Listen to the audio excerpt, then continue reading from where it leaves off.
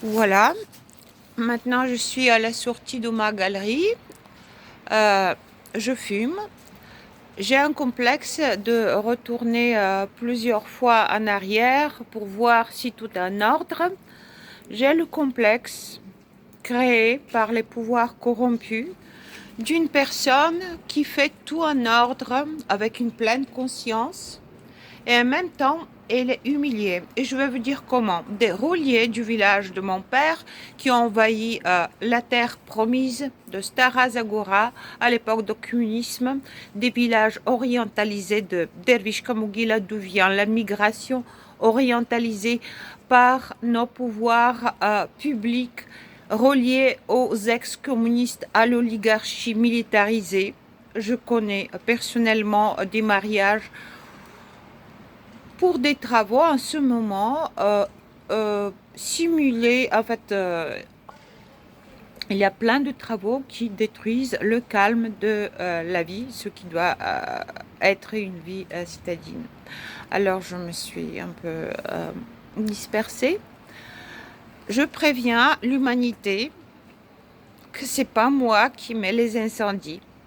Dans les années 80, 90, il y avait une personne comme moi, très honnête, qui était inculpée par l'opéra, parce que des gens comme moi, comme ici, tout se passe en détournement de la pensée judéo-chrétienne dans la vie sociale. Je peux vous faire des vidéos au quotidien d'un service devenu de plus en plus perverse dans les supermarchés par une population orientalisée qui parle bulgare parce qu'il y a beaucoup de turco-bulgares qui par clan, par notre oligarchie. Le maire est relié aux ex-communistes. Je suis désolée, mais c'est comme ça.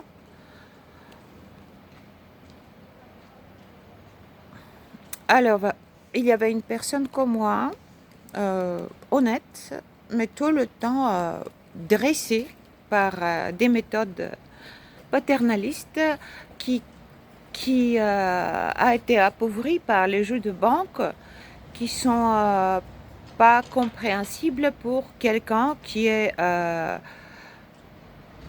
habitué à penser d'une façon honnête et pas à travers l'abus de confiance. Euh, alors, il était mis en tant que gardien de l'opéra d'État de Stara Zagora, après inculpé, parce que nous, les victimes de violences paternalistes, nous fumons. Vous savez ce phénomène,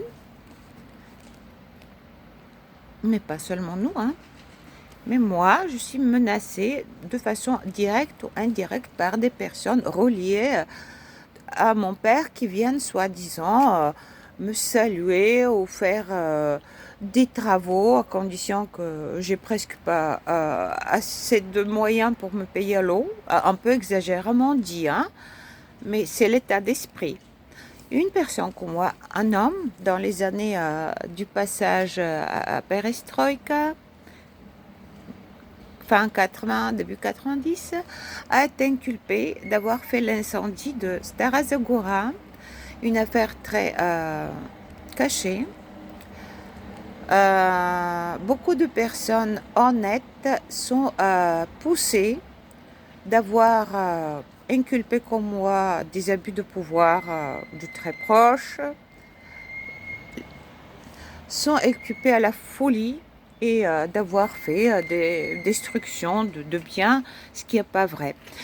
Comme maintenant, je crois qu'à l'époque des années 90, comme l'oligarchie ne supporte pas de vraies personnes libérales qui ne chantent pas leur dictature, grossièrement dit, alors un homme amené à être un simple gardien par des jeux dont je veux faire part, a été inculpé d'avoir fait l'incendie d'une grande opéra que mon père a reconstruit. Maintenant, c'est le même processus. Il y a une peuplade tout d'un coup amenés dans un passage soi-disant à l'européenne. On entre dans la zone économique européenne, dans l'euro, mais pas du tout les principes. La population, elle pense presque pas. Elle crie, enfin, des gens comme Boyko Borisov ont amené une footballisation dans l'éducation par des infiltrations progressives que c'est pas bien c'est de savoir des langues. Enfin, le football, c'est notre nation. En fait, c'est le football, c'est de masse dans les écoles. L'état d'esprit de l'éducation, c'est privé d'éthique. Le football, c'est le champ de mafiatisation par abus de confiance des jeunes depuis leur très jeune âge. En tant que maîtresse de 3 policiers successifs, je sais que beaucoup d'ex-banquiers et beaucoup d'ex-footballeurs, par le même jeu d'abus de confiance de personnes souvent frustrées par le type d'oligarque père, sont amenés à être asservis soit comme traîtres pour des reliés aux ex-gardes du communisme, des gens autoritaires comme M. Boyko Borisov et son oligarchie soi-disant européenne du parti turc. Bon, moi je m'adapte, je me mets un képi turc-arabe. Alors, c'est un abus de confiance par des méthodes très paternalistes dans un état d'abus de pouvoir qui marche par clan, relié d'une façon intime. Vous voyez à peu près ce que je veux dire. Je perds un peu le fil de ma pensée parce que je parle dans la peur et le dégoût.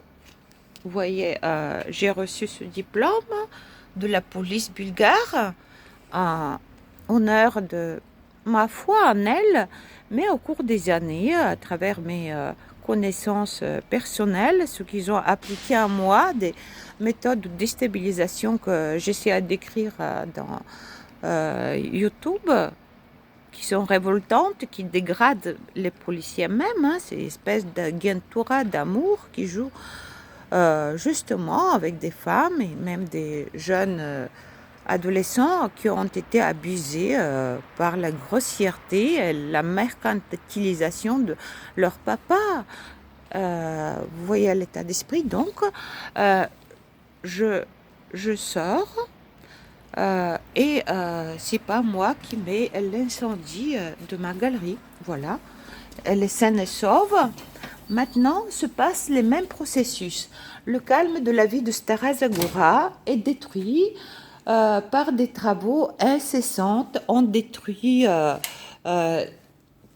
les espaces vitaux. En revanche, les anciennes maisons belles datant des années de la bourgeoisie, en dépit de tous les programmes de belle Bulgarie financés par l'Europe, sont en destruction par des méthodes de tourner les gens en rond, les successeurs, qu'ils perdent, comme moi, l'envie de faire quoi que ce soit pour reconstruire leur maison. L'État bulgare met des freins manipulatifs en manipulant toute idée. La base du jeu du service autoritaire ici, c'est un jeu de mots, de détournement de sens, de notions à la base judéo-chrétienne sociale, de l'éthique de tous les jours. Alors aidez-nous, aidez les rescapés sur place. Je veux créer l'Europe sur place. Aidez-moi, aide-moi la France, la France. La France sur place, ici, en Bulgarie. Bonne journée à tous et à toutes. Et heureuse fête de l'amour. infinie. Moi, c'est Mina, ne m'oubliez pas. Ici, la France.